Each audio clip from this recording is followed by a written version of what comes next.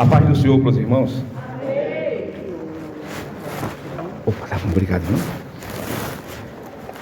Irmãos, hoje é a nossa lição de número 5. Lição de número 5. Um tema importante, a verdade que liberta. Não sei se os irmãos leram em casa as suas revistas, porque a gente está estudando um livro. É como diz o pastor Caramuru, ele sempre fala, quando a gente estuda um livro da Bíblia, como esse trimestre nós estamos estudando o Evangelho de João, a gente está estudando, ele costuma chamar de trimestre bíblico, pois é um livro da Bíblia que está estudando. Você vê aqui o tema: e o verbo se fez carne, Jesus sob o olhar do apóstolo do amor. É bem verdade que não dá para estudar todo o livro a fundo, pois o Evangelho de João, ele tem, se não me falha a memória aqui, 21 capítulos, se não me falha a memória. Não tem como estudá-lo a fundo, capítulo por capítulo, versículo por versículo, mas estamos estudando, o assunto que estamos estudando é sobre João, estamos estudando algumas partes no Evangelho de João.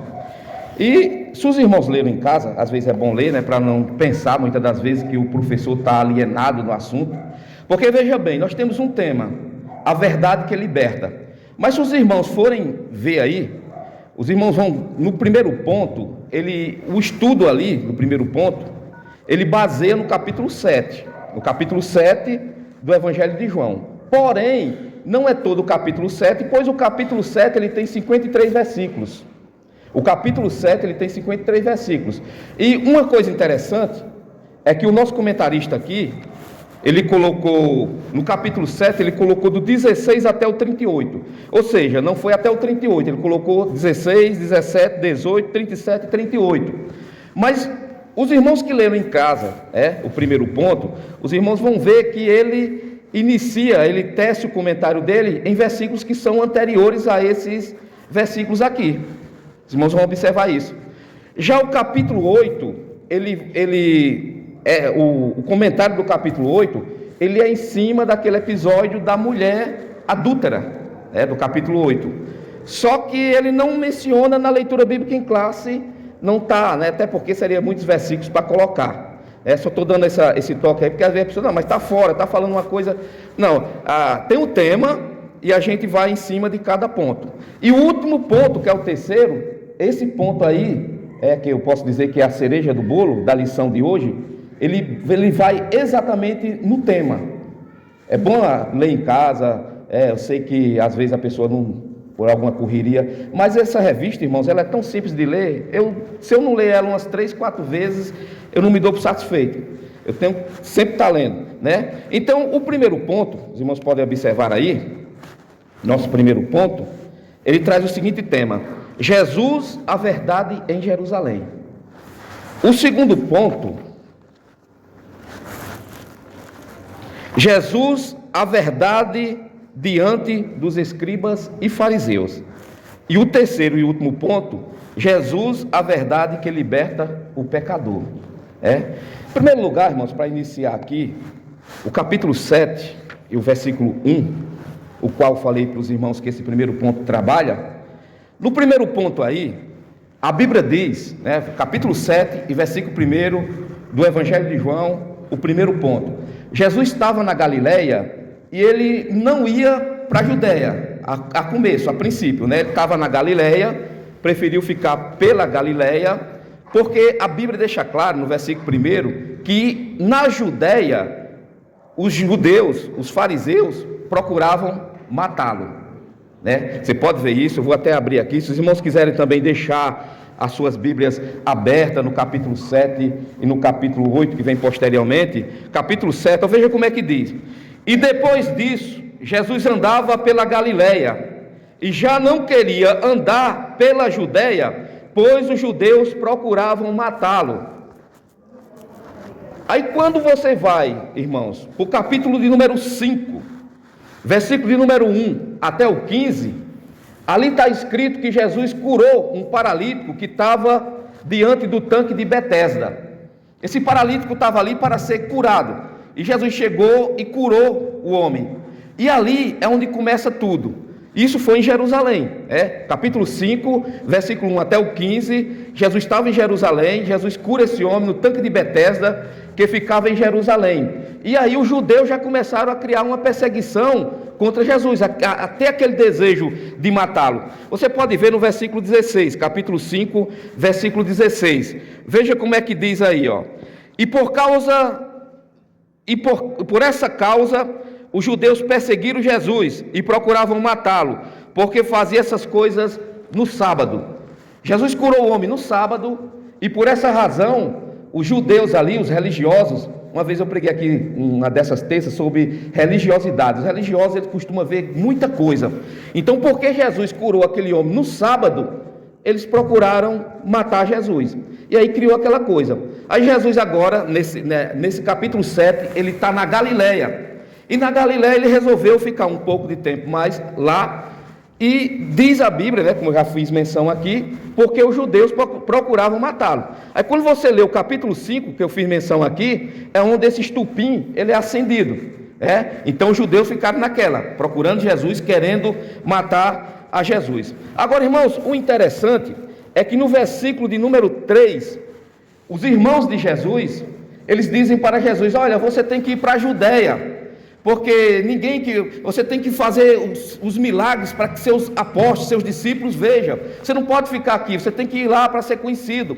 Só que a Bíblia diz no versículo de número 5, que os irmãos de Jesus, eles eram incrédulos, nem os irmãos de Jesus acreditavam nele. Uma coisa aqui, irmão, só uma observação aqui, a Igreja Católica, ela costuma dizer que Maria, ela foi virgem antes e depois do parto, e que Maria não teve outros filhos além de Jesus. Jesus foi o único, e ela teve Jesus virgem e continuou virgem.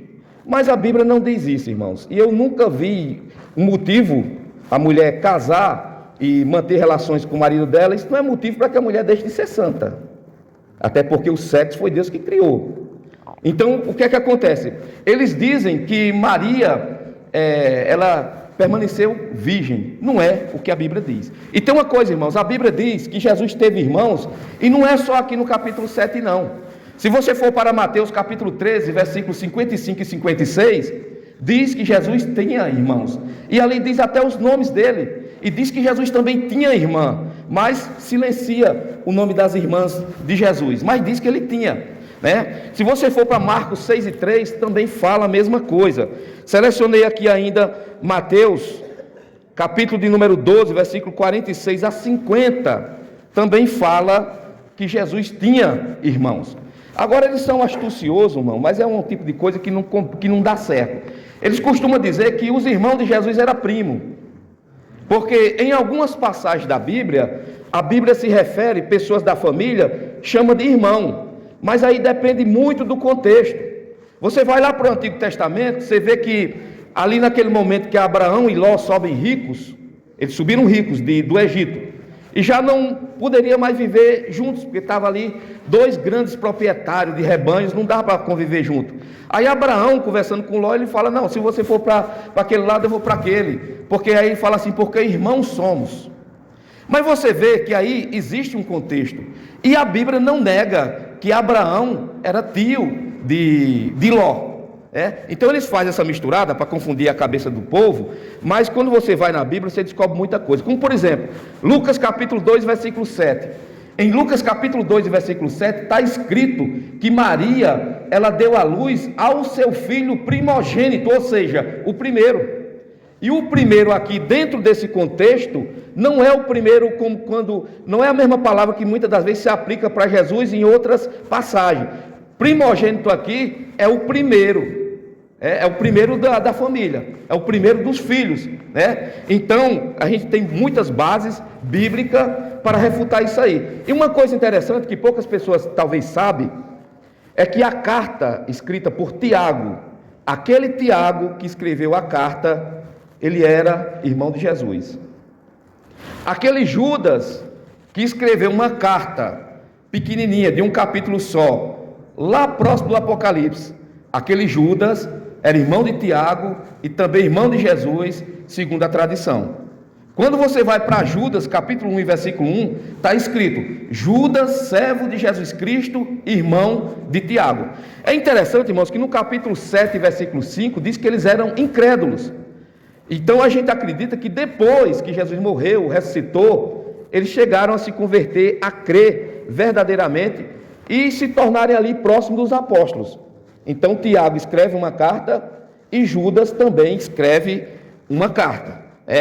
Só dando uma pincelada aqui, às vezes a gente tem alguns amigos que é católico, e às vezes a gente precisa conversar, diante da circunstância, porque tem momentos que não tem como conversar, mas às vezes pede prova. E a Bíblia diz que a gente tem que estar pronto. Então capítulo 13 e versículo 55 e 56 de Mateus, capítulo 6, versículo 3 de Marcos, capítulo 2, versículo 7 de Lucas, tudo são versículos que a gente pode estar citando. Agora uma coisa aqui, irmãos, interessante, voltando aqui para o versículo 1, é que ele diz, voltando para o 1, e depois disso Jesus andava pela Galiléia e já não queria andar pela Judéia, pois os judeus procuravam matá-lo. Se a gente pegar isso aqui superficialmente, a gente pode pensar o seguinte: mas Jesus estava com medo de ir para Jerusalém? Ele estava com medo de chegar lá e os fariseus, a elite religiosa, matar ele? Não, irmãos, Jesus não estava com medo. Jesus não estava com medo. Você vê que quando você vai para a Bíblia, bem antes de Jesus nascer, o diabo ele já procurava acabar com Jesus. Como assim, Marcos? Quando o diabo ele tentou exterminar os judeus, ele estava tentando acabar com Jesus. Porque se não tivesse judeu, não teria Jesus. Jesus nasceu no meio judaico. Jesus era judeu. Você vê, tem várias passagens. E uma coisa interessante aqui, irmãos, é que Jesus, ele deu um tempo ali. Os irmãos dele falaram assim: não, você tem que ir para lá, você tem que fazer seus sinais lá, que é para você ser conhecido lá pelos seus discípulos.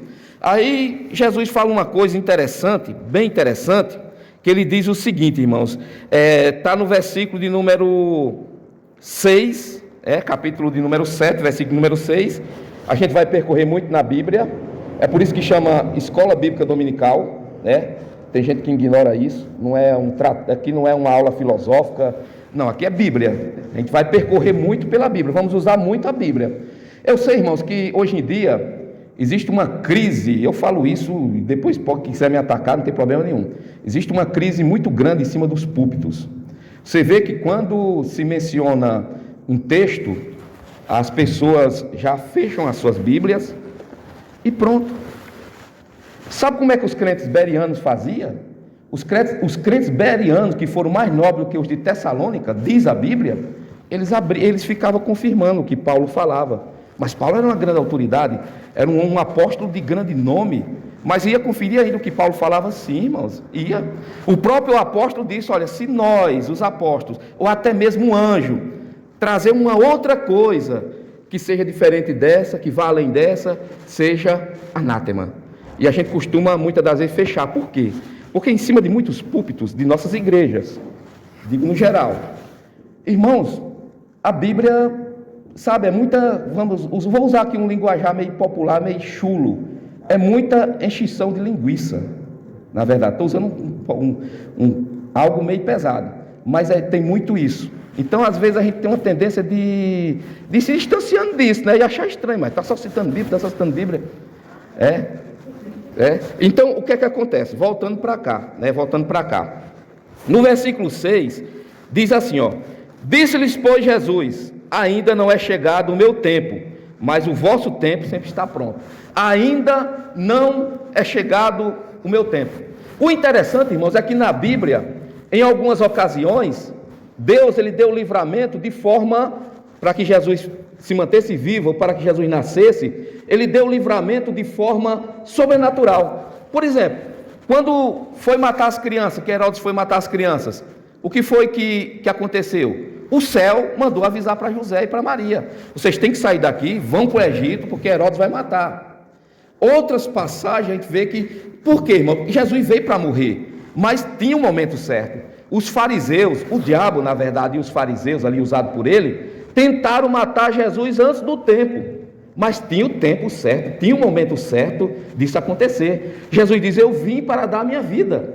Então Jesus não foi alguém que foi encurralado contra a própria vontade e morreu porque não pôde enfrentar. Não, irmãos, a Bíblia diz, quando Jesus estava sendo preso, que diz a Bíblia ali que Pedro, o evangelista João, ele deixa claro, os outros não, mas ele deixa claro que foi Pedro, que pegou uma espada e cortou a orelha.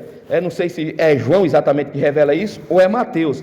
Ele fala assim: não, guarda isso aí. Ou você pensa que agora eu não poderia pedir a Deus, pedir o céu, e ele mandaria aí legiões de anjos, 12 legiões de anjos. Uma legião, irmãos, é um número romano, de uma tropa romana, e uma legião, ela varia, mas ela varia entre 4.500 a 6.000 soldados. Você imagina? Não pensa tu que eu rogaria o Pai agora, ele mandaria 12 legiões? Um anjo só foi suficiente para, numa noite, matar 185.000 dos soldados assírios. Agora, os irmãos, imagine 12 legiões. Então Jesus não foi forçado a morrer. Jesus morreu espontaneamente. Jesus deu a vida. Ele disse: eu dou a minha vida e tenho o poder de tornar a tomá-la novamente. Agora, não era o momento de Jesus subir ainda, por isso que ele não subiu. A gente vai ver que ele foi, mas não era o momento. Aí diz a Bíblia, irmãos, que os irmãos de Jesus foram, e depois Jesus vai.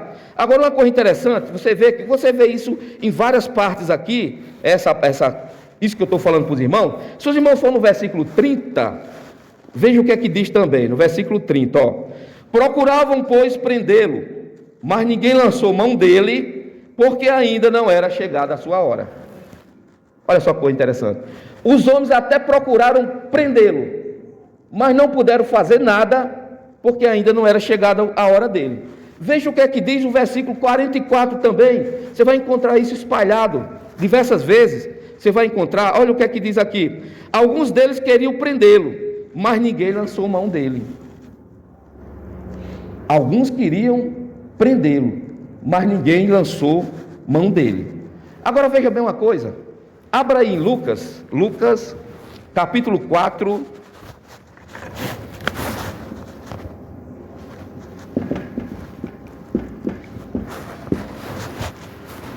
Lucas capítulo 4, versículo 29 e 30 foi uma outra ocasião. Mas veja bem uma coisa, Lucas capítulo 4, versículo 29 e 30, depois de Jesus ter pregado em uma sinagoga e ter feito referência em uma passagem de Isaías, que era sobre ele, os homens ali ficaram enfurecidos. Aí você vê aí, Lucas capítulo 4, versículo 29 e 30. Lê aí, alguém pode ler para nós? E levantando-se, o expulsaram da cidade e o levaram até ao cume do monte, em que a cidade deles estava edificada, para dali o precipitarem. Ele, porém, passando pelo meio deles, retirou-se. Olha aí, vê bem aí, irmão, uma coisa. Jesus não estava com medo por não ter subido naquele momento. Aí os homens foram levando Jesus até um lugar alto, cume é a parte mais alta de uma montanha, de uma colina, de um barranco. Foram levando ele até essa parte mais alta, precipitar e jogar, Traduzindo aqui para uma linguagem nordestina, procuraram levar ele e jogar ele. O que foi que ele fez? Simplesmente passou pelo meio deles, eles não puderam fazer nada. Não era chegado o momento, não era chegada a hora. E aqui, irmãos, no capítulo 7 e no capítulo 8, no final do capítulo de número 7, no final do capítulo 8, no final do capítulo 8 a gente também vai encontrar, outra ocasião. Eu citei aqui uma outra ocasião, e aqui é uma outra ocasião, capítulo 8, versículo 59, veja só como é que diz, irmãos, do versículo 59, diz assim, então pegaram em pedras para lhe atirarem, mas Jesus ocultou-se e saiu do templo, passando pelo meio deles. Assim se retirou. Então, irmãos, Jesus é Deus, Não tem como matar Jesus, homem, sem que ele queira morrer. Não tem como. Ele quis, espontaneamente. É uma coisa que nós vamos deixar aqui claro, Ele quis espontaneamente. Olha o que é que diz em João, capítulo 6, versículo 38. Veja o que é que diz. Porque eu desci do céu, não para fazer a minha vontade, mas a vontade daquele que me enviou. E Jesus sempre estava linkando, para fazer a vontade daquele que me enviou. Pode falar, pastor.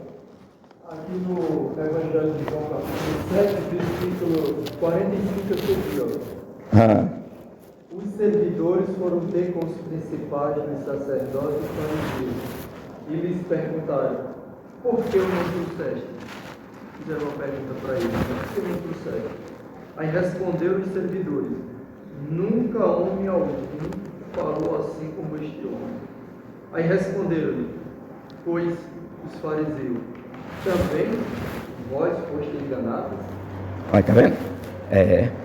Então, irmãos, Jesus, ele é ainda diferente de todos os homens. Ele é homem ainda, conforme 1 Timóteo capítulo 2, versículo 5, diz que ele é homem. Ele também é Deus, nunca deixou de ser homem, e quando foi homem aqui na terra, nunca deixou de ser Deus, aqui na terra.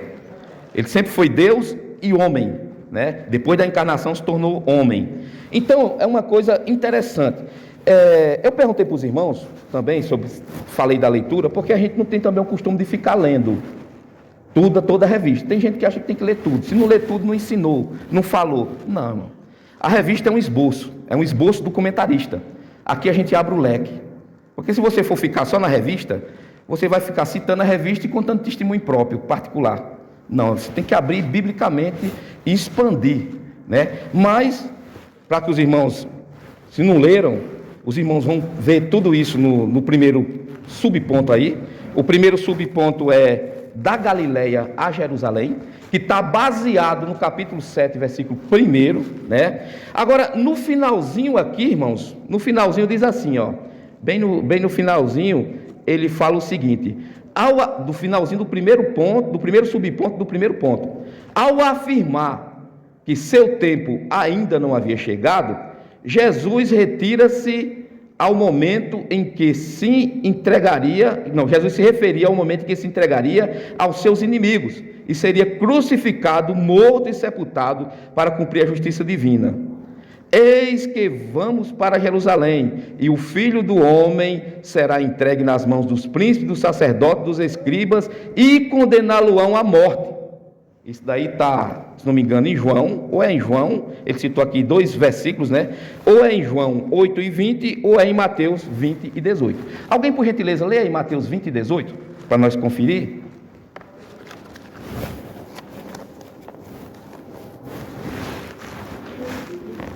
20 e 18.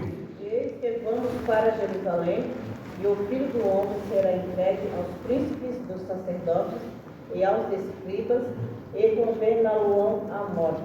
Olha aí. Então, só para deixar claro, capítulo 7, versículo 1, Jesus não estava com medo, mas Jesus andava na direção de Deus, na direção do Espírito Santo. Como homem, ele andava na direção de Deus. Então, ele esperou o momento certo. Os irmãos dele subiu, e ele subiu depois. Que os irmãos veem que os irmãos de Jesus, a Bíblia não traz muita minúcias, muito detalhe. Mas dá para ver que os irmãos dele não se batiam muito com ele, né? O jeito que eles falavam e tudo. E a Bíblia deixa muito claro, no capítulo 7, versículo 5, que eles eram incrédulos. Aí diz a Bíblia que Jesus subiu depois, né? Jesus subiu depois. Mas Jesus, ele se manteve oculto. Eu estava vendo um comentário, e F.F. Bruce, que é um grande teólogo e muito lido aí, ele cita o seguinte: aqui, nós vamos para o segundo subponto aqui era a festa dos tabernáculos que estava próximo. Você pode ver aí, está no versículo de número 2, né? A gente já pulou para o 3, mas a gente volta, versículo de número 2, veja o que é que diz o versículo de número 2 do capítulo 7. E estava próxima a festa dos judeus, chamada de festa dos tabernáculos. F.F. Bruce diz que Jesus, dentro da opinião dele, mas a gente tem que ter opinião, tem que pensar. Ele fala o seguinte, ele fala que Jesus evitou ir de uma forma muito clara, e ele foi de uma forma oculta, e ficou oculto por uns dias, por conta de alguém querer fazer tipo uma entrada triunfal com ele ali, né? Que depois a gente vai ver isso na festa lá, quando se aproxima a Páscoa, já ele indo para Jerusalém, uma outra ocasião. Porque Jesus, ele não morreu durante a festa dos tabernáculos, ele morreu durante a festa da Páscoa, que era depois. Agora, o segundo ponto aí, irmão, o segundo subponto aí. O segundo subponto, ele está assim: a verdade na festa dos tabernáculos. A verdade na festa dos tabernáculos. O que era a festa dos tabernáculos, irmãos? A festa dos tabernáculos era uma festa, uma das mais importantes festas judaicas. Tinha 3 grandes festas que eram importantes para os judeus. Os judeus tinham muita. Os judeus tinham bastante festa, era um povo bem festeiro, bem festivo. Mas existia 3 que eram as festas que eram mais importantes. Que era qual? A festa do tabernáculo, a festa dos pães asmos, diz que a Páscoa também, né, dava-se junto com essa festa, e a do Pentecoste. A festa do Pentecoste, ela passava-se 50 dias depois da festa da Páscoa. O nome Pentecoste quer dizer 50º, ou seja, 50 dias depois da festa da Páscoa. Os irmãos veem que isso traz um simbolismo muito grande para nós, porque durante a Páscoa o povo saiu do Egito. A primeira Páscoa foi comemorada no Egito. O povo saiu com pressa, comeu com pressa, cingiu os lombos e foi. Isso traz um grande significado para nós. Jesus morre na época, bem na Páscoa. E a igreja, ela nasce bem no período do Pentecoste, capítulo 2 de Atos. Então isso traz um grande simbolismo para nós, essa festa dos judeus. É como diz Paulo e como diz o escritor da carta aos Hebreus, o escritor anônimo, que as coisas antigas, elas servem de sombra, elas servem de tipos, de figuras para nós. Então é muito interessante. Irmãos, essa festa era obrigatório, quando você vai lá para Deuteronômio 16 e 16, era obrigatório os judeus comparecer ali. Eles tinham que comparecer nessa festa do tabernáculo. Como eu citei para os irmãos, era uma das festas mais importantes dos judeus, era essa festa. E uma coisa interessante, que durante essa festa, lá em Levítico, capítulo 20, versículo 40 ao 43, está escrito que eles iam lá, quebrava galhos, pegava galhos de árvore e fazia barracas. Fazia tendas de galho de árvores, para lembrar o quê? Isso aí era por 7 dias, para lembrar das peregrinações lá quando eles saíram do Egito. Por isso que tem essa festa, a festa dos tabernáculos. Ela tinha esse significado, ela significa para nós a nossa peregrinação aqui nessa terra. Porque o crente, irmãos, aqui nessa terra, como diz a Bíblia, nós somos peregrinos e somos forasteiros. Então essa festa, ela traz também esse sentido para nós, esse significado. E significava também o futuro.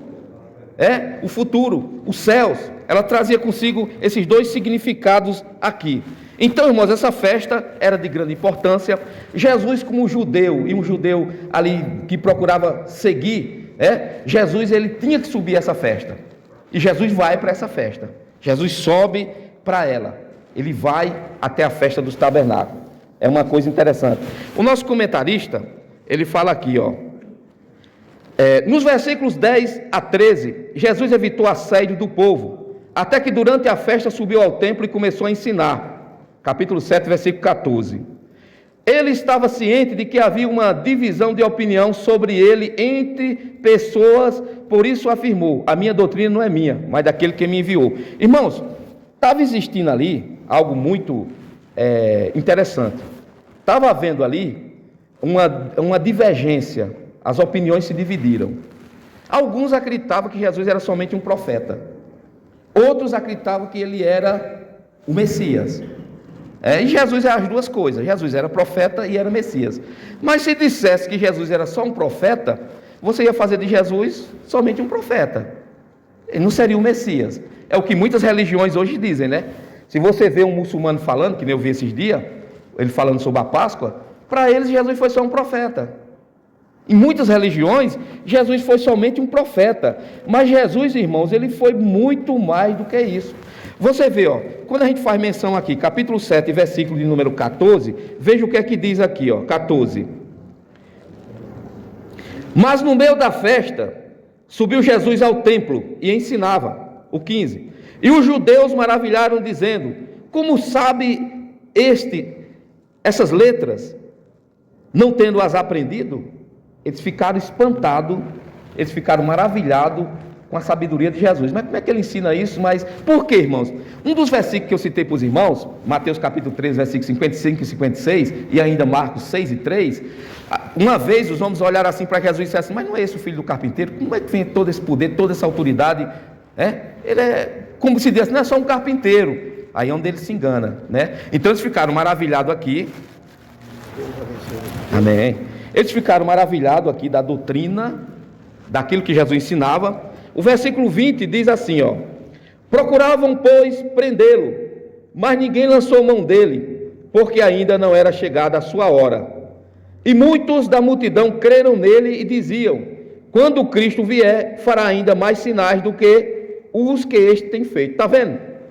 Olha aqui o que é que eles dizem. Então, as opiniões aqui estavam divididas, né? Versículo 31. E muitos da multidão creram nele e diziam: quando Cristo vier, fará ainda mais sinais do que os que este tem feito.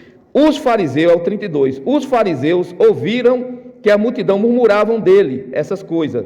E os fariseus e os principais dos sacerdotes mandaram os servidores para prendê-lo. Mas, irmãos, não conseguiram fazer isso, porque é como já foi falado aqui, só no seu tempo. Aí Jesus pregando aqui, Jesus faz um link. Jesus diz: não, a minha doutrina é a doutrina do Pai. Eu fico olhando, irmãos, que às vezes tem umas pessoas tão, no nosso meio, às vezes aparecem umas pessoas tão cheias de marra, pessoas tão insubmissas, pessoas que não querem se submeter a ministério, acha que tudo gira em torno dela, tudo está... Não é desse jeito não. Né? Você vê que até o próprio Jesus disse assim: não, a minha doutrina é a doutrina do Pai. Ele tinha autoridade para dizer que a doutrina dele, em outras ocasiões ele disse, mas ali diante do povo ali que estava com a mente dividida, estava dividido em dois pensamentos, ele teve que dizer assim: não, a minha doutrina é a doutrina do Pai. Então a gente vê muitas pessoas por aí totalmente achando que é a última bolacha do pacote, achando que não, tenha calma, né? Vá com calma, somos apenas seres humanos, o Messias é Cristo, somos cheios de falhas. Eu estou ensinando aqui, mas a gente pode tropeça aqui, tropeça ali, em erros pequenos, e se Deus não tiver misericórdia, se a gente não tiver firme a nossa fé, pode até o tropeço ser maior ainda. Então é dessa forma, né? Então Jesus diz, né, que a doutrina dele é a mesma doutrina do Pai. Esse daqui, irmãos, é o segundo subponto, que é a verdade na festa dos tabernáculos. O terceiro subponto, vivendo na verdade. Deixa eu fazer uma pergunta aqui. Alguém tem alguma pergunta a fazer, irmãos? Alguma parte aqui não foi muito... ficou alguma coisa obscura? Porque assim, por mais que a gente procura explicar muito claro, mas às vezes faz parte do ser humano não entender direito, né? Isso aí faz parte. Não compreender. Tem alguma coisa contra, assim que diz: não, eu não penso assim, eu penso diferente. Pode se manifestar. Não, eu penso diferente. Eu já penso assim. Eu sempre falo, irmão, sempre existe uma forma de falar de um jeito que é melhor, né? Não, eu penso diferente. Então, o terceiro subponto, vivendo na verdade. Aí ele fala assim: os versículos 16 a 19 referem-se à doutrina que Jesus transmitia. Essa doutrina provinha do Pai, e para cumprir a sua vontade era necessário entender a verdade revelada pelo Pai que está em Cristo. A verdade revelada. Irmãos, o interessante, né? A verdade revelada. Tem muitos homens aí que conhecem muito. Eu sempre falo, tem um filósofo aí, ele é ateu, ele faz questão de dizer que é ateu. O homem conhece a Bíblia. O homem conhece a Bíblia, ele não é contra a religião, porque os ateus, alguns deles, têm essa ideia de dizer: não, a religião é bom para o homem, faz parte, não sei o quê, analisando sociologicamente, mas ele conhece parte da Bíblia. Se ele falar, é capaz de ele falar mais bonito do que eu aqui, mas ele não crê, ele não acredita. E como ele, tem muitos. Por quê? Porque essa verdade é uma verdade revelada. Está escrito, irmão, Jesus falou que ocultou essas coisas dos sábios e entendidos, e as revelou aos pequenininhos. Está escrito. Então, a verdade revelada. Agora, o interessante aqui é que ele fala vivendo na verdade. No último aqui ele fala: por isso ele nos convoca não só a conhecer, mas também a viver essa verdade. Porque uma coisa, irmãos, é conhecer, e outra coisa é viver a verdade. Eu acredito que os irmãos, nos seus trabalhos, nas suas faculdades, na rua, em diversas partes, já deve ter se deparado com alguém que diz assim: não, meu pai é crente, minha mãe é crente, minha família, meu avô foi, meu tio eu convivo no meio de crente, mas o camarada não aceitou Jesus ainda. Ou seja, ele pode até conhecer a verdade, mas ele não viu a verdade. Ele pode até ser contra a idolatria, ele pode até ser contra mentir, ele pode até ser contra o homem trair a mulher. Ele vive uma vida mais ou menos justa, Mas quando se trata de viver a verdade, ele não quer viver a verdade. Ele acha bonita a verdade, ele reconhece que é a verdade, mas ele não quer viver a verdade. Então esse terceiro subponto, ele diz que a verdade tem que ser vivida, não só reconhecida, mas também vivida, né? Irmãos, eu estou correndo um pouco aqui, porque o terceiro ponto, como eu falei para os irmãos, o terceiro ponto é a cereja do bolo. E nós não poderíamos aqui falar muito rapidamente desse terceiro ponto, que é o que acontece algumas vezes, né? O segundo ponto aí, Jesus, a verdade diante dos escribas e fariseus. Irmãos, no capítulo 8, isso aqui é conhecido de todos os irmãos, eu acredito que a maioria conhece. No capítulo 8, a Bíblia fala, de João, né? A Bíblia fala de uma mulher que foi trazida. Os irmãos viram que eu citei aqui uma passagem que diz que os fariseus procuraram prendê-lo, mas não fizeram. Então, não conseguindo prender, eles não ficaram quietos. Porque assim, irmãos, o diabo, o nosso inimigo, ele não dorme. A Bíblia deixa muito claro lá em 1 Pedro 5,8, se não me falha a memória, diz que o diabo, o nosso adversário, anda em derredor, rugindo como leão, buscando a quem possa tragar. Ele não desiste, né? Se não deu certo agora, ele tenta de outro jeito. Eles não conseguiram prender Jesus, então eles tiveram uma ideia, que não foi a primeira vez que eles tiveram essa ideia não, mas eles tiveram uma ideia. Qual a ideia? Vamos levar uma mulher, e vamos dizer que essa mulher foi apanhada em ato de adultério. Os irmãos podem ver, irmãos, que essa passagem de João 8, que é conhecido, esse capítulo aqui é conhecido como Jesus, o defensor dos fracos. Você pode ver, lá em Mateus, não aconteceu a primeira vez não. Aqui foi dentro do templo. Uma das coisas que confunde as pessoas, e alguns dizem que foi na praia. Não, Jesus estava na praia, estava no mar, quando trouxeram a mulher. Não, estava no templo. Mas sabe o que é que confunde as pessoas? A Bíblia, irmãos, Bíblia é coisa séria. A gente tem que ler ela, ler, reler, ler de novo, ler com cuidado, para a gente não falar o que ela não diz. É um perigo você dizer o que a Bíblia não diz, é um perigo. Veja o que é que diz no versículo 1. Porém Jesus foi para o Monte das Oliveiras. Talvez aqui é onde muitas pessoas se confundem. Ele está no monte? Então ele não estava dentro de um estabelecimento.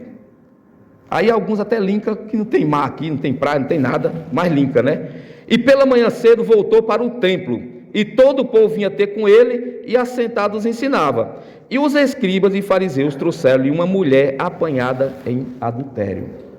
Veja que não diz em lugar nenhum aqui que ele estava em praia, estava em mar, ou estava em qualquer outro lugar. Ele estava no templo. Quando você vai, em casa você pode ver isso, né? Esse ocorrido aqui foi no templo também. Mateus capítulo 21, não precisa ler, mas se quiser arquivar aí, isso aqui é escola, se quiser trazer caneta, papel, escrever na revista, não tem problema nenhum, mas às vezes a gente não tem esse costume, não escreve, né? Traz nem caneta. Capítulo 21, versículo 23 ao 27, fala que Jesus estava ensinando no templo, e de repente chegou os escribas e fariseus, os mesmos, e disseram assim: não, com qual autoridade você ensina? Aí Jesus fez uma coisa, irmãos, que é interessante. Isso aqui é uma pergunta capciosa. Uma pergunta capciosa é uma pergunta maldosa, para encostar a pessoa na parede, encurralar, e a pessoa não ter saída, se embaraçar. Isso aí acontece em salas de aula, sempre tem, às vezes em palestra, em escola dominical, graças a Deus aqui não tem, mas acontece, uma pergunta capciosa. Aí o que é que acontece? Aí Jesus, vendo a maldade deles, que Jesus conhecia, Jesus falou: não, antes de eu responder essa pergunta para vocês, com que autoridade eu ensino, eu vou fazer uma pergunta, aí vocês me respondem antes. O batismo de João, ele é de Deus ou é dos homens? Aí já deu um nó na cabeça. Aí eles pensaram: se nós disser que é de João, vai dizer, por que tu não aceita João como profeta? E se disser que é dos homens, os homens têm João como profeta, aí nós estamos complicados. Aí falou: não, nós não sabemos. Você pode ver em casa. Mateus 21, 23, 27, nós não sabemos. Aí Jesus olhou e falou: como você não tem a resposta para mim, eu não vou responder para vocês. Pronto, acabou por ali. A pergunta capciosa morreu, acabou.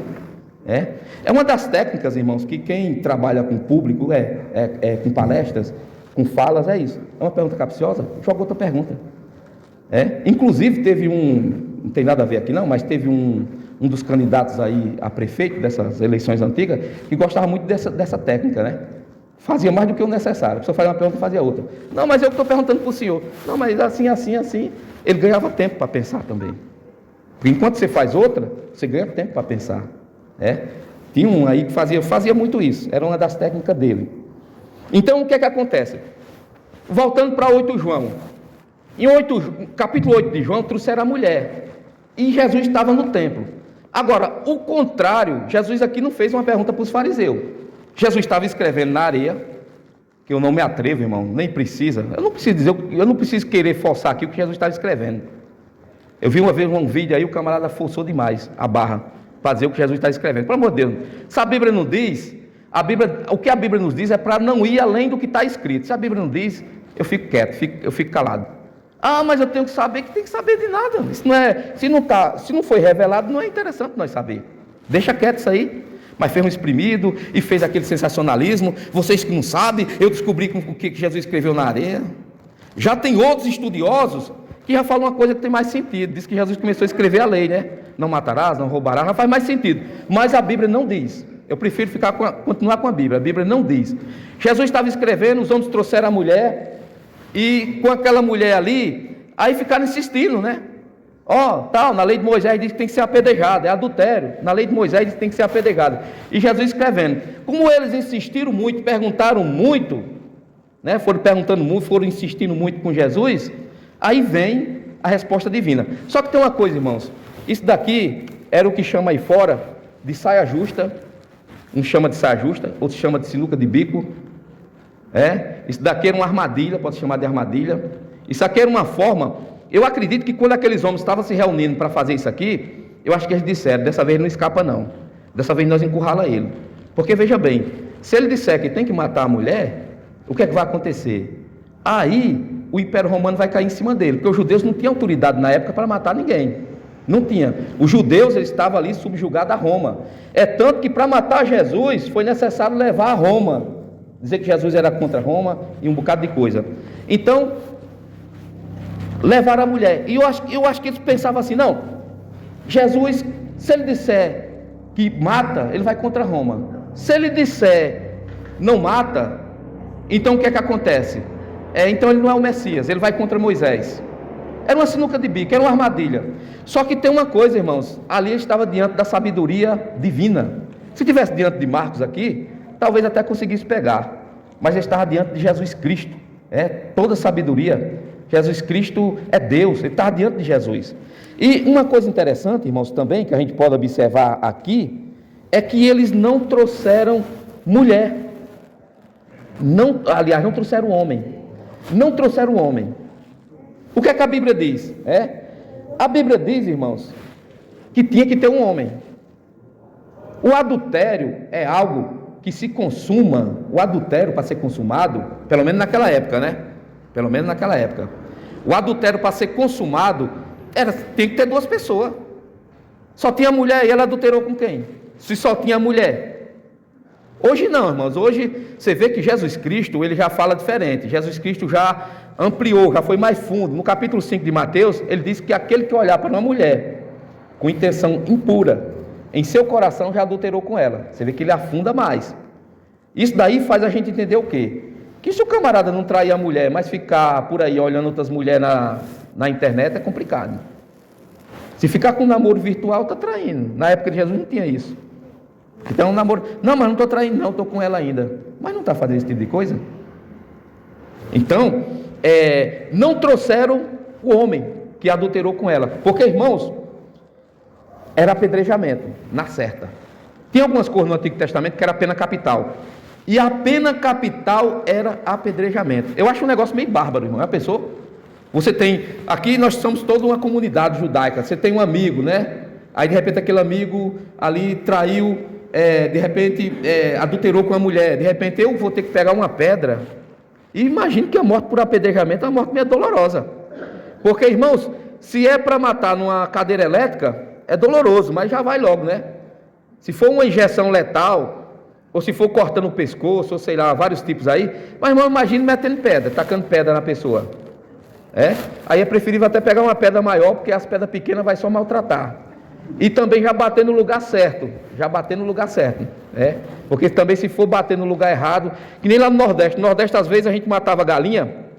Eu estudei num colégio que eu conhecia minha mãe matando galinha, mas minha mãe não era crente, ela matava torcendo o pescoço. E lá os crentes já passam porque no sangue, né, já passa um corte no pescoço. Mas eu estudei no colégio e a gente trabalhava em várias partes dele. E matava na paulada. Mas lá no Nordeste se dizia o quê? Que quando você matava com dó, o bicho não morria direito. É uma superstição, uma crendice que eles têm. Então a gente tacamos as pauladas na cabeça da galinha, quando eu coloquei uma dentro do tacho, para poder tirar as penas, a bicha mexeu. Aí falou, não, matou com pena. Então nesse caso aqui tinha que aplicar o negócio, porque irmãos, se fosse, tinha que ser pedra grande, e no lugar certo, porque pedra pequena ia só maltratar a pessoa. Mas, passando em frente, Jesus faz o quê? Irmão, Jesus continua escrevendo. Aí, de repente, Jesus diz, aquele que não tiver pecado, seja o primeiro a tirar a pedra, aquele que não tiver pecado. Aí os homens da época, que estavam ali, nessa de querer matar e tal, eles começaram a jogar as pedras. E diz a Bíblia que começou a sair do maior até o menor. Mas irmãos, aqui é uma ocasião muito específica. Aqui é muito específico isso aqui. Porque os irmãos podem ver o quê? Irmão pode ver que eles saíram. O pecado falou. O pecado acusou. A gente tem dentro de nós uma coisa chamada consciência. Que muitos pregadores chamam de tribunal da alma. Eu já vi alguns pregadores chamar de tribunal da alma. Porque a consciência é uma coisa interessante, irmãos. E não é só no crente, não. Você pode pensar que é somente o crente que a consciência acusa. Não é somente o crente, não. Muitas das vezes, até a pessoa que não é crente, a consciência faz parte do ser humano. Faz parte do ser humano. Às vezes, irmão, a pessoa não é crente, não é nada, mas faz uma coisa ali, a consciência acusa. Só que tem uma coisa que a gente tem que levar em consideração. Muitas pessoas vêm para o nosso meio, eu acredito que os irmãos já viram isso aí.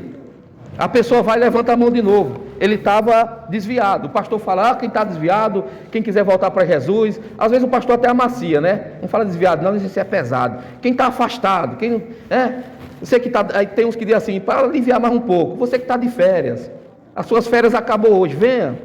Aí às vezes o camarada vem, irmão, o camarada chora, é tanto choro que ele chora, mas aquilo ali foi só um remorso. A consciência dele acusou, não, o que é que tu está fazendo? Tu está errado.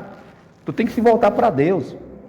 E se Jesus vier, se tu morrer, aí ele chora e tudo, e vai ali na frente, e aquela coisa toda, e a igreja apoia, mas de repente o camarada, no outro dia, está fazendo coisa errada.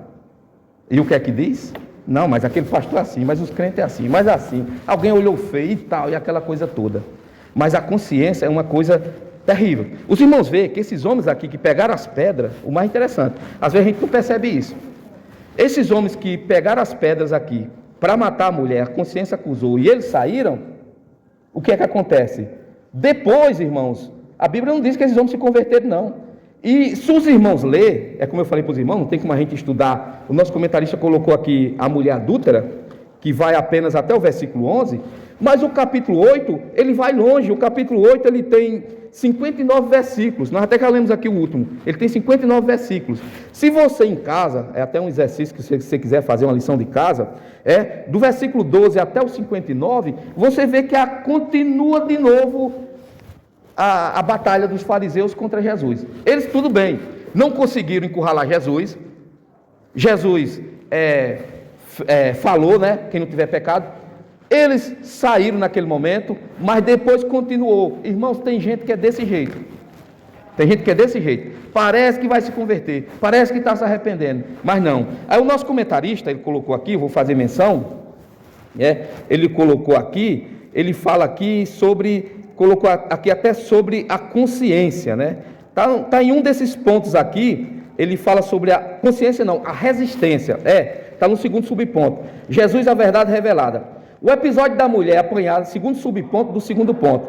O episódio da mulher apanhada em adultério ilustra a resistência dos escribas e dos fariseus em aceitar a verdade que Jesus representa. Isso nos permite concluir que, independente do grau de resistência, ele usa de novo resistência, que o ser humano possa manifestar, nada consegue obstruir a verdade de Jesus. Não é por acaso que ele próprio declarou e disse-lhe Jesus, eu sou o caminho, a verdade e a vida, ninguém vem ao Pai a não ser por mim. Aí esta verdade não é apenas genérica, é uma verdade encarnada. Então aconteceu o que ali? Aconteceu uma resistência. Eles resistiram a Deus, resistiram ao Espírito Santo.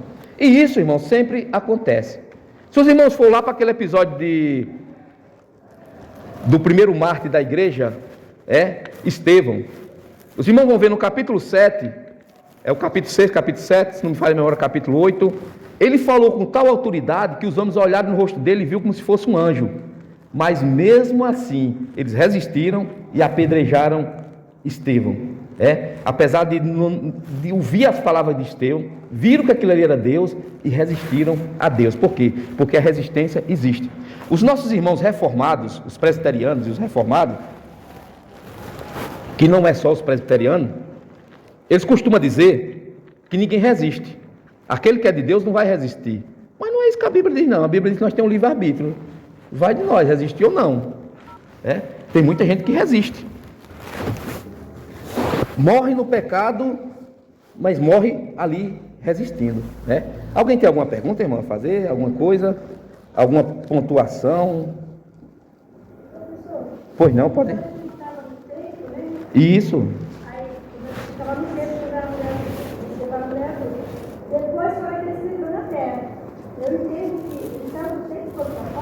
Não, irmão, a gente precisa, pense bem, é porque o pensamento da irmã está agora, no século 21.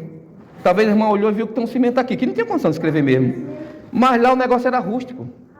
Oxe, eu sou de um tempo bem mais para cá, eu morei em casa de taipa, sem piso, dava para escrever, dava até para fazer uma lição de casa na terra, porque lá era o templo, não tinha alguma situação ali que o tipo de talvez de tijolo, ou o tipo de coisa que tinha, mas não é que ele saiu, a Bíblia não diz que ele saiu, é isso. Irmãos, alguém tem mais alguma pergunta? Se tiver, pode perguntar. Você que está ali no Isaac falar, você falou, né? Pois não. Você pegava para a mulher rápida do tempo, tinha que estar a pessoa junto também. Porque naquele tempo já existia a lei, né? Isso. Existia a lei mosaica. E era forte. Se a pessoa jogasse a pedra na pessoa ali, a família toda também tinha que pagar também assim? Nesse caso, não. Era só os dois envolvidos. A mulher... Eu vi um professor falando que, dependendo se a pessoa matasse a pessoa ali, a família também ia pro lado jurídico, também ia pagar a mesma moeda, entendeu? Não, mas não, o que a Bíblia diz, certo, o que a Bíblia diz que era só os envolvidos. Eu até peguei aqui o capítulo, o versículo, deixa eu ver se é Deuteronômio 22. No livro de Deuteronômio fala sobre isso daí, não é só essa situação não, fala de outras situações. Agora, já existiu o caso na Bíblia que mandou matar a família toda, que não é o caso de Acã, mas aí é uma outra situação. E, deixa eu ver aqui, Deuteronômio, deixa eu ver se eu dei o versículo certo, Deuteronômio 22, é esse mesmo, né? Se você ler, eu citei apenas o 22 porque citado do adultério, mas se você ler os versículos anteriores, você vai ver que tem outras coisas também aí envolvidas, né? Mas a gente entende claramente aí que era só que quem cometeu o pecado foi só quem adulterou. Por que a família vai morrer? Agora, o caso de Acã, onde morreu todo mundo ali, é outra situação à parte, né? Uma outra situação bem à parte. Irmãos, o terceiro ponto. Só para tirar um aqui. Pois não. 22, né? Quando um homem for achado deitado com a mulher, casado com o marido, então ambos morrerão. O homem que se deitou com a mulher e a mulher, sim, tirarás o mal de Israel. Quer dizer, ela tira. Está vendo? Tirará o mal. E aí deixa bem claro, o homem e a mulher, né? Dentro da ambos, era apedrejado perto da cidade, né? Até que morro. É isso, arrumava um lugar e... Só, irmãos, que nesse período, repito aqui para os irmãos, esse período que Jesus nasceu, era o período do Antigo Testamento ainda. Tem muita gente que confunde, porque o Novo Testamento começa por Mateus, e Mateus começa narrando sobre Jesus. Tudo bem, o Novo Testamento, Bíblia, o Novo Testamento, Mateus faz parte. Mas Mateus nem é o primeiro livro do Novo Testamento. Os primeiros livros do Novo Testamento foram as cartas paulinas, certo? Mateus foi escrito bem depois, Mateus, Marcos, Lucas e João. Então o período que Jesus viveu foi o período da lei, que ele viveu no período da lei. Só que a lei no período de Jesus estava fraca, porque o povo estava vivendo sobre o jugo do Império Romano. Eles tinham vivido sobre os gregos, aí depois os romanos subjugaram, aí era os romanos. Eles não tinham autoridade para fazer isso. Por isso que se Jesus dissesse assim, apedreja a mulher, aí ele estava jogando Jesus contra Roma. Ué, como ele tem essa autoridade de mandar, né? Então ninguém fazia isso. Isso era para levar ele, tá entendendo? Para matar ele. Matar ele e a mulher era um refém ali. Que eu nem sei se a mulher adulterou. Mas se tivesse adulterada, Jesus olhou para ela e falou: ó, cadê teus acusadores? Ah, nenhum, Senhor, saíram todos. Pois vá em paz e não peques mais. É possível ela ter adulterado. Mas eles vieram do jeito que vieram, deixando o homem para lá para poder ser uma armadilha para pegar Jesus. Opa!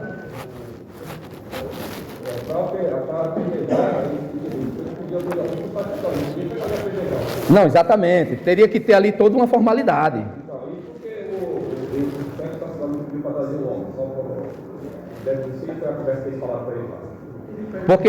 Porque eles, pastor José Ricardo, a nação de Israel naquela época, os sacerdotes, os fariseus, além deles não poder cumprir isso aí, eles também já eram uma classe caída. Os fariseus, os religiosos da época, os fariseus, por exemplo, eles surgiram no cenário histórico para defender Israel do helenismo, da cultura grega. Mas depois, com o passar do tempo, ele estava formal, vivendo de aparência, orando nas praças para ser visto pelos homens, engrandecendo as caixinhas que ficavam aqui na testa e fazendo coisas que só o exterior. É por isso que Jesus falou: não, vocês são hipócritas. Então, ali, só pelo fato dele não trazer o homem, é porque era uma armadilha também, né? Era uma armadilha. Poderia pegar depois na lei, dizer: não, vai mandar matar a mulher e cadê o homem? Está errado isso aqui. Então, é isso. Exatamente. Irmãos, o ponto 3, que eu falei para os irmãos, que é onde fala mais do assunto. Por isso que eu falo para os irmãos: leiam a revista em casa, né? Porque o ponto 1, ele foi desenvolvido em cima do capítulo 7, não do capítulo 7 todo, de alguns versículos. O ponto 2, ele foi desenvolvido em cima do capítulo 8, não do capítulo 8 todo, mas do versículo 1 até o 12, mais ou menos. E já o ponto 3, ele é desenvolvido em cima do tema. A verdade que liberta. Ele é mais focado no tema. Não que os outros também não são, mas ele é mais focado no tema. Irmãos, primeiro lugar aqui, né? Você vê aqui, ó. Terceiro ponto. O primeiro subponto, a verdade que liberta. O segundo subponto, o que é a verdade. E o terceiro subponto, verdadeiramente sereis livres. Primeiramente, irmãos, a gente vai começar aqui. A gente vai começar aqui perguntando uma coisa aqui, irmãos. O que é a verdade? Até então nós não tocamos aqui nesse assunto, mas o que é que vem a ser a verdade? O que é que vem? Isso daí é uma coisa tão fácil da pessoa falar. Eu trouxe aqui uma definição, eu encontrei várias, mas essa daqui foi a que eu gostei mais. Verdade quer dizer... verdade, o que está intimamente ligado a tudo que é sincero, o que é verdadeiro, a ausência de mentira. É verdade. Só que tem uma coisa, veja bem uma coisa, nós não estamos falando dessa verdade aqui. Essa verdade aqui, ela é abstrata. Ela é abstrata, a verdade. É tanto que até hoje em dia os homens procuram a verdade. E alguns encontram na filosofia. Outros podem encontrar nas religiões. E aí vai. Mas o que é a verdade? Veja bem, irmãos. A verdade que está falando aqui, ela é a verdade encarnada. Ela se chama Jesus. No capítulo 8, versículo 32 de João, está escrito: conhecereis a verdade e a verdade vos libertará. Esse versículo se tornou um jargão na boca do ex-presidente Jair Bolsonaro, que ele citava bastante, né? Conhecereis a verdade e a verdade vos libertará. Conhecereis a verdade e a verdade vos libertará.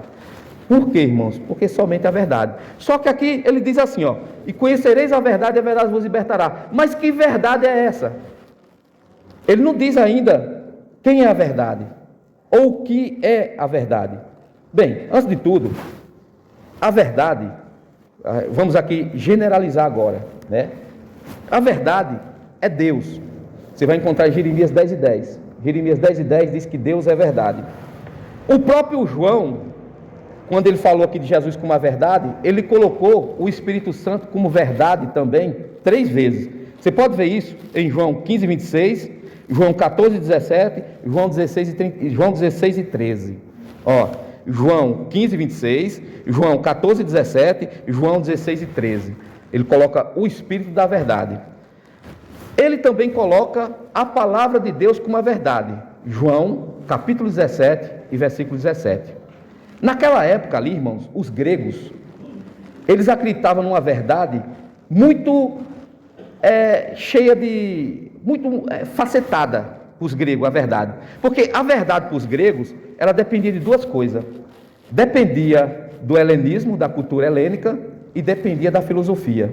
Então aí, dentro desse pacote, eles envolviam um monte de coisa. Eles envolviam a beleza, eles envolviam a arte, eles envolviam o raciocínio lógico, envolviam um monte de coisa. E a verdade, irmão, é uma coisa tão simples de achar. A verdade é Jesus. A verdade encarnada é Jesus. Então, quando Jesus diz que ele é a verdade, ele não está só dizendo, tirando a dúvida daquele povo, que eu falei para os irmãos aqui, que o povo estava dividido. Uns diziam ele é um Messias, outros diziam ele é um profeta. Ele já esclareceu tudo, a verdade, ali Jesus já esclarece tudo. Então já esclarece, ele é a verdade encarnada, não é só a doutrina, aquilo que ele ensina, ele é a verdade. É tanto que o escritor aos Hebreus, ele fala no capítulo 1, versículo 1, ele começa a carta dele dizendo que Deus falou de muitas formas e de diversas maneiras aos pais pelos profetas. Aí nesses últimos dias, ele nos fala através do Filho. Então Jesus Cristo é a verdade. Agora, você sabe onde é que você encontra, dizendo que é Jesus? Capítulo 30, versículo 32, conhecereis a verdade vos libertará. Versículo 36, o versículo 36 está escrito: se, pois, o Filho do Homem vos libertar, verdadeiramente sereis livres. Então aí já esclarece. No versículo 32, conhecereis a verdade vos libertará. Versículo 36, se, pois, o Filho do Homem vos libertar, verdadeiramente sereis livres. Agora eu trouxe aqui algumas verdades sobre a verdade. É estranho, né? Algumas verdades sobre a verdade. Em primeiro lugar, irmãos, que é o mais fácil, a verdade, ela é o antônimo da mentira. Você vê que na definição que eu dei aqui, ela fala assim, ó, lá no finalzinho: o que é verdadeiro? A ausência de mentira. Então, a verdade, ela é o antônimo da mentira, o contrário da mentira. Agora a gente vai ver. Veja bem uma coisa, irmãos. No capítulo 8 e versículo 32, está escrito: conhecereis a verdade vos libertará. No capítulo 8 e versículo 44, que está dentro da mesma perícope, está dentro do mesmo contexto, o capítulo 8, está dentro do mesmo pacote, capítulo 8, versículo 44, está escrito o quê? Que o diabo, ele é o pai da mentira. Interessante não dizer que o diabo é mentira, se diz que Jesus é a verdade. Ou então dizer que Jesus é o pai da verdade. Aí diz que o diabo é o pai da mentira porque ele mente desde o princípio. A rebelião dele lá em cima, onde diz que a terça parte foi jogada, foi uma rebelião com mentira. Quando ele chega aqui embaixo, que ele tenta o homem no capítulo 3, foi uma tentação com mentira. Só que a mentira, irmãos, ela tem uma coisa interessante na mentira. Ela tem uma coisa muito interessante. Se você misturar ela com a verdade, ela vai parecer uma verdade. Porque aquelas mentiras de pescador, é uma mentira que a gente já identifica logo, né? Não, isso aí é mentira. Mas uma mentira escondida, camuflada, às vezes passa batido, porque está camuflado. Foi assim que enganou Eva. Foi com a mentira camuflada. Ele não negou a verdade, mas ele misturou ela. E tem uma coisa, tem um ditado popular, e esse ditado eu acredito que é certo, ele diz o seguinte: que uma mentira repetida por diversas vezes, ela toma o poder de uma verdade. E toma. Se a mentira for repetida várias vezes, por diversas vezes, daqui a pouco, se você nasceu sendo ensinado dentro de uma mentira, você vai crescer. Por isso que lá no Ceará, onde eu nasci, eu via muitos dizer: não, a igreja católica é a verdadeira igreja, essa igreja vem desde o começo do mundo. Poxa, quem disse que vem desde o começo do mundo? Essa igreja veio desde o começo do mundo, essa igreja é verdadeira. E não tem quem tire da cabeça deles, porque isso aí foi sendo repetido por tempos e tempos, e isso impetrou dentro da cabeça dele, ficou ali entranhado, e é complicado. Então a primeira verdade sobre a verdade é que ela é um antônimo da mentira. E a segunda é que ela é absoluta. Pode falar, pastor Narato. Interessante, ele diz assim, mentira repetida várias vezes, ela se torna uma verdade, e ela não é isso, é que meu irmão falou, ela toma o lugar da verdade. Toma o lugar, não se torna, não tem como, né? Não tem, observação boa, não tem como se tornar. Mas os irmãos vê que a gente tem que tomar cuidado até em cima dos nossos púlpitos, até em cima nós devemos tomar cuidado até com os pregadores, irmão. Ah, mas aquele pregador faz chover fogo, e ele corre para lá e para cá, e ele vê até o que está lá no oculto, né? Vê a osteoporose da irmã, do irmão, o infarto que ia dar, não sei o que, tem que tomar cuidado com isso.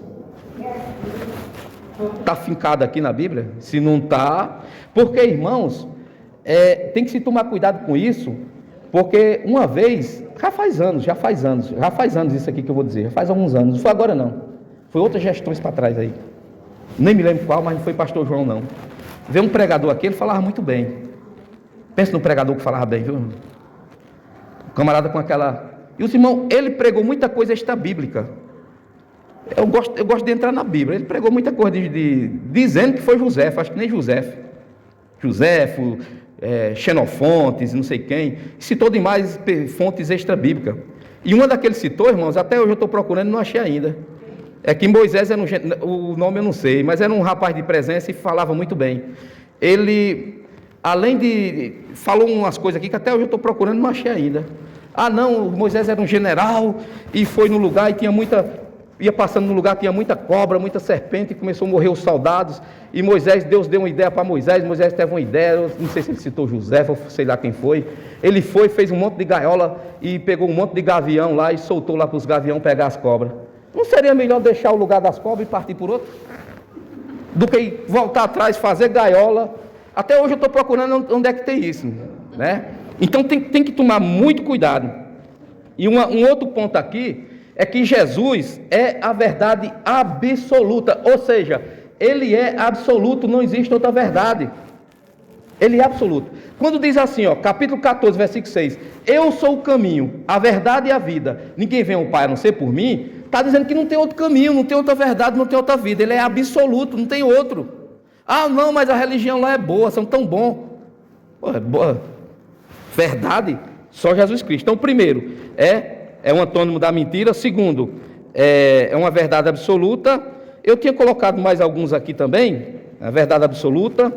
E uma outra coisa, irmãos, que a verdade faz, que eu não posso deixar aqui de falar, que o nosso comentarista colocou. O nosso tempo está acabando, graças a Deus, mas uma outra verdade, a verdade, ela liberta.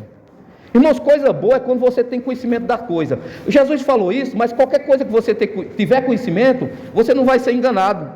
Eu me lembro que uma vez eu fui lá para Fortaleza, eu precisava pegar um táxi lá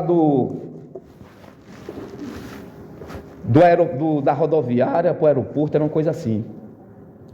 Foi o que eu fiz, mas eu não conheço Fortaleza não, só passei algumas vezes, fiquei um dia lá, mas eu não tenho conhecimento de Fortaleza. Foi o que eu fiz, eu ia pegar um táxi, eu digo, não, tem que fazer uma investigação do caminho. Aí fiz uma investigação das estradas, do percurso. Quando eu estava dentro do táxi, o rapaz olhou para mim e perguntou, você acha melhor nós ir por essa, disse o nome, né, que agora eu esqueci, já faz anos. Você acha melhor nós ir por essa ou por a outra? Eu falei, não, é melhor por essa daqui, eu citei o nome. É melhor nós ir por essa aqui, que essa aqui tem menos trânsito. Mas eu vi na internet. Mas se você tem conhecimento zero das coisas, você pode ser enganado. Você pode comer gato por lebre. Então ele diz o quê? Conhecereis a verdade e a verdade vos libertará. Aí eu pergunto para os irmãos, libertar de quê? E nós já estamos acabando.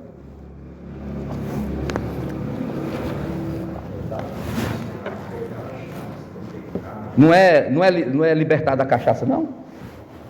Tá vendo? Certo. Porque assim, irmão, pense bem comigo. É por isso que eu toquei aqui nesse assunto, nós já estamos finalizando. Veja bem uma coisa. Se eu disser que Jesus liberta só de um vício, está muito pouco. Sabe por quê? Porque eu já conheci muita gente que conseguiu se libertar do vício sem Jesus libertar ele. Ele continuou a mesma pessoa, apenas ele deixou de beber. Conheci pessoas que apenas deixou de usar droga, mas nunca se converteu a nada. Se eu disser que Jesus liberta só, mas Jesus liberta disso. A liberdade de Jesus é abrangente. O capítulo de número 7, o 7 e o 30...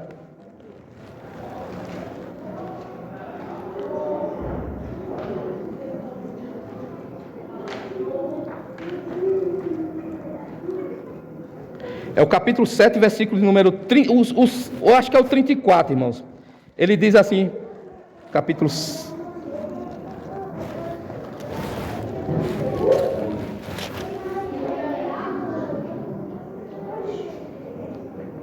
Pronto. Capítulo 8, versículo 33 e 34. Olha o que é que diz o 33, para nós finalizar. Respondeu-lhe, somos descendência de Abraão, nunca servimos a ninguém. Como dizes tu, sereis livres. Você vê que os homens entenderam aquilo ali totalmente humano, puramente humano. Aí veja a resposta no versículo 34. Respondeu-lhes Jesus, em verdade vos digo, que todo aquele que comete pecado é servo do pecado. Então é isso mesmo, irmão. A libertação de Jesus é do pecado. A pessoa que pecar, essa morrerá. O filho não pagará pela iniquidade do pai, nem o pai nem pagará pela iniquidade do filho. A justiça do justo ficará sobre ele, e a maldade do ímpio cairá sobre ele. Olha aí. Exatamente. Nem paga por nada, cada um paga por seus atos. E tem um versículo que diz, se alguém se queixa de alguma coisa, cada um se queixa dos seus próprios pecados. Então é isso, né? Então quando diz que liberta do pecado, está dizendo que liberta também do cigarro, da mentira, do adultério, de tudo quanto não presta. Eu agradeço a oportunidade e rogo as orações dos irmãos em meu favor. Hoje à noite não vou estar aqui, pois vou estar trabalhando, mas ore em nosso favor aí.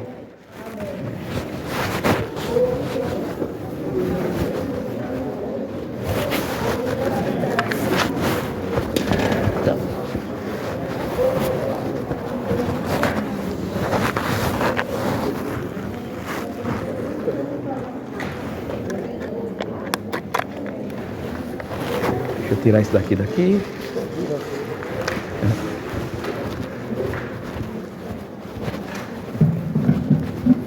Logo após a escola bíblica, o café, vai ter evangelismo setorial no Novo Céu. Então toda a igreja está convocada para estar ali presente no evangelismo.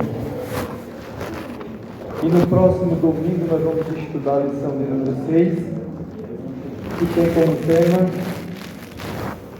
o bom pastor e suas ovelhas. Então, quem leu a revista, né, vá lendo o Evangelho de João, porque todas as lições estão lá, no né? Evangelho de João. Então, Jesus curou aquele cego, ele era cego